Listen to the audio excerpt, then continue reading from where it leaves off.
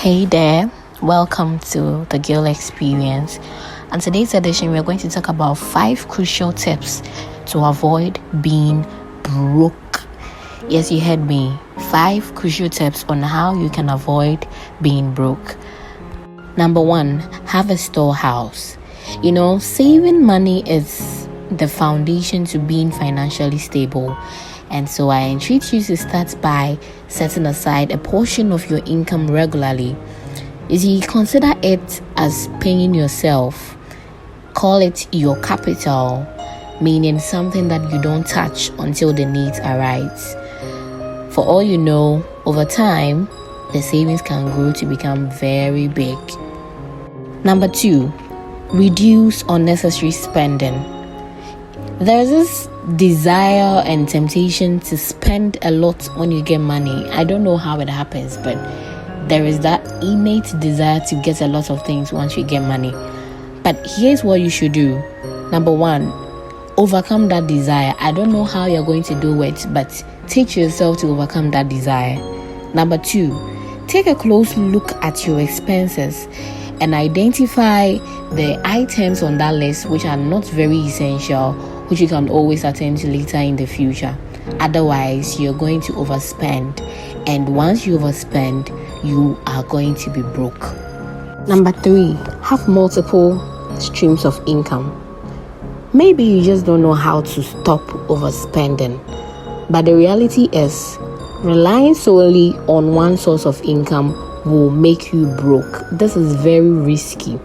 So why don't you explore opportunities for adding up to your income, like doing a side gig or a freelance work or becoming a businesswoman or a businessman. Something small to always bring something on the table.